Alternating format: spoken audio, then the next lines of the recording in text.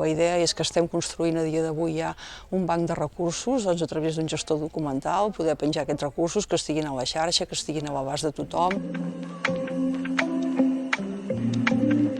El decret d'escola inclusiva és un repte des de l'any 2017 i realment s'han anat fent moltes coses, s'han anat creant molts serveis. Segons el decret, una escola d'educació especial és una escola que ha de prestar el que en diem suports intensius, és a dir, per a aquell alumnat que té moltes necessitats i que necessita intensament durant tot el dia, tot l'horari escolar, necessita que hi hagin docents que els ajudin, que els acompanyin perquè puguin aprendre en les millors de les condicions. L'altra evolució que hem fet nosaltres com a escola dintre del marc del decret és que ens hem transformat en un centre de recursos, de suport a l'educació, a la inclusió educativa, el que anomenem el CEPSIR. Això nosaltres creiem que evolucionem positivament, també estem contents, de fet hi ha un increment important cada any, per exemple aquest curs que començarem, a part dels que ja portàvem, que era al voltant d'una 80ena d'alumnes de fora d'aquí, hem incrementat en 23, per tant estem parlant de 103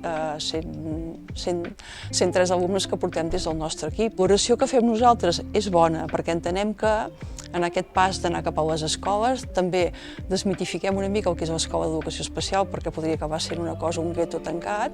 Podem aportar molt a les escoles, però també l'altre és que nosaltres anem a les escoles també aprenem molt de les escoles. Per tant, aquest procés d'ensamblatge entre un recurs i l'altre recurs és d'una enorme riquesa. És important també que nosaltres ens puguem inserir dintre dels equips docents de les escoles ordinàries perquè realment ajudem a fer aquest procés de transformació.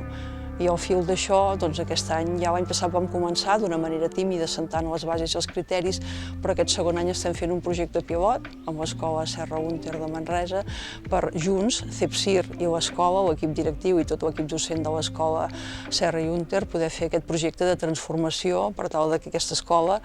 amb el treball nostre i amb aquest treball conjunt que farem amb ells, que sigui realment una mena de buc insígnia d'una escola que ha fet un procés de transformació també per poder tenir tota la tipologia d'alumnes. Si aquest projecte va bé, que estimem que durarà 3-4 anys, continuarem fent això amb altres escoles de la comarca. Estem tranquils i contents i entenem que és una evolució del treball que hem fet durant tot aquest temps. L'escola d'educació especial crec que, per una banda, tindrà una tipologia d'alumnes molt determinats que necessiten això, aquests suports molt intensos, ser realment un centre de recursos, i quan diem això, què és el que vol dir? Que prestarem recursos educatius, és a dir, la idea és que estem construint a dia d'avui ja un banc de recursos, doncs a través d'un gestor documental, poder penjar aquests recursos que estiguin a la xarxa, que estiguin a l'abast de tothom. I una tercera cosa que jo crec fermament que hauríem d'acabar sent els centres d'educació especial serien com centres d'innovació educativa, és a dir, si realment som especialistes en tractar la diversitat, doncs jo crec que hi hauríem d'incorporar grups de recerca educativa perquè realment puguem anar progressant en la millora dels sistemes i de les metodologies perquè els docents de les escoles ordinàries cada vegada tinguin més recursos per poder intervenir amb un cert nivell d'èxit. Per tant,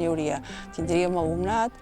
tindríem banc de recursos pedagògics i educatius i centre d'innovació. I també un espai on les famílies, que no necessàriament haurien de ser famílies de les que tenim ara aquí, qualsevol família que tingui dificultats, que tingui algun fill i que necessiti uns recursos específics, que poguéssim ser prestadors i orientadors i assessors de recursos específics. Jo a la foto final, al cap de no sé quant temps, la veig una mica així, aquest hauria de ser el nostre paper, amb el qual no perdem rellevància, sinó que jo crec que s'augmenta la rellevància i la utilitat d'una escola com aquesta i com moltes escoles que hi ha a Catalunya.